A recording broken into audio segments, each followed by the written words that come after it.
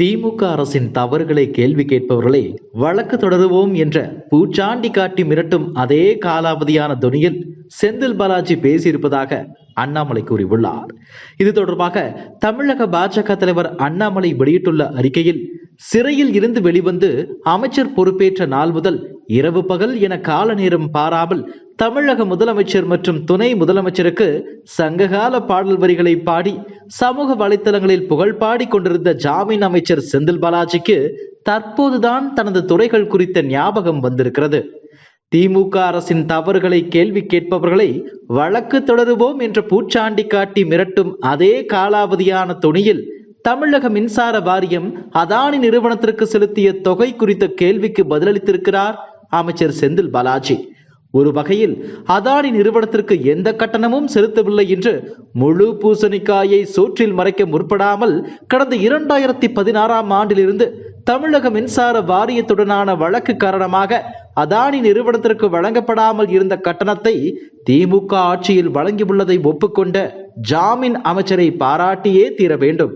அதானி நிறுவனத்துடன் திமுக அரசு எந்த ஒப்பந்தமும் போடவில்லை என்று திரும்ப திரும்ப கூறும் அமைச்சர் திரு செந்தில் பாலாஜி தனது வார்த்தை விளையாட்டின் மூலம் அதானி நிறுவனத்துடன் தமிழக மின்சார வாரியத்துடனான ஒப்பந்தங்கள் தொடர்ந்து கொண்டிருப்பதை மறைக்க முயற்சிக்கிறார்.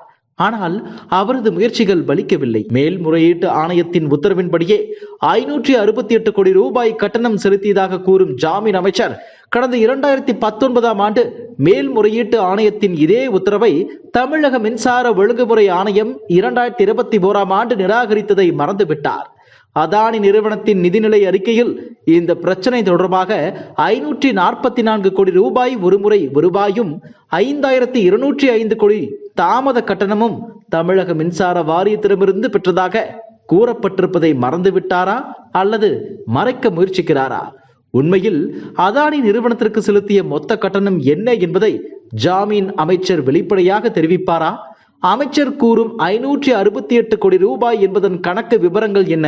அதானி நிறுவனத்திடம் தமிழக மின்சார வாரியம் தொடர்ந்து உயர்த்தப்பட்ட விலையான ரூபாய் 7.01 விலையிலேயே மின்சாரம் வாங்கிக் கொண்டு அதற்காக கடந்த நிதியாண்டில் 99 கோடி ரூபாய் கூடுதல் கட்டணம் பெற்றிருப்பதாக அதானி நிறுவனத்தின் நிதிநிலை அறிக்கையில் குறிப்பிடப்பட்டிருக்கும் போது எந்த அடிப்படையில் ரூபாய் 5.10 ஒரு யூனிட் மின்சாரம் என்று திமுக ஆட்சியில் கொள்முதல் செய்வதாக குறிப்பிடுகிறார் அமைச்சர்? மத்திய அரசிடம் மட்டுமே சூரிய ஒளி மின்சாரத்திற்கு ஒரு யூனிட்டிற்கு 2.61 என்ற விலையில் ஒப்பந்தம் செய்திருப்பதாகவும் வேறு தனியார் நிறுவனங்களிடம் திமுக அரசு எந்த ஒப்பந்தமும் செய்யவில்லை என்று கூறிவிட்டு நடுத்தர மற்றும் நீண்டகால ஒப்பந்தங்கள் அடிப்படையில் மின்சாரம் யூனிட் ஒன்றுக்கு 3.45 ரூபாய் முதல் 5.31 ரூபாய் வரை, தனியார் நிறுவனமிடமிருந்து ஒப்பந்தங்களை 3.45 ரூபாய் முதல் 5.31 ரூபாய் வரை தனியார் நிறுவனமிடமிருந்து ஒப்பந்தங்கள் மூலமாக கொள்முதல் செய்யப்படுகிறது என்றும் குறிப்பிட்டிருக்கிறார் அமைச்சர்.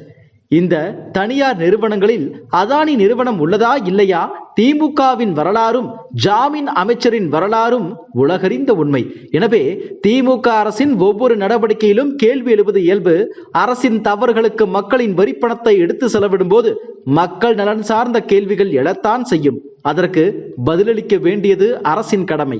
அதை விடுத்து வழக்கு தொடருவோம் என்ற உருட்டல் மிரட்டல்கள் எல்லாம் எந்த தவறையோ மறைக்க நடக்கும் முயற்சியாகத்தான் எடுத்துக்கொள்ள முடியும் என்பதையும், இதற்கெல்லாம் தமிழக பாஜக பணிந்து செல்லாது என்பதையும் ஜாமீன் அமைச்சருக்கு தெளிவாக தெரிவித்துக் கொள்கிறேன் என குறிப்பிட்டுள்ளார்.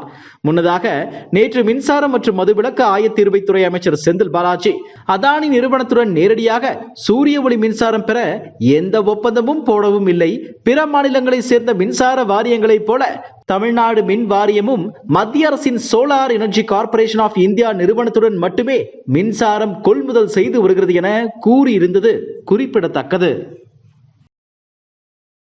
இதுபோன்ற செய்திகளை மேலும் தெரிந்து கொள்ள எங்களது யூடியூப், ஃபேஸ்புக் மற்றும் ட்விட்டர் ஆப்களை சப்ஸ்கிரைப் செய்யவும்.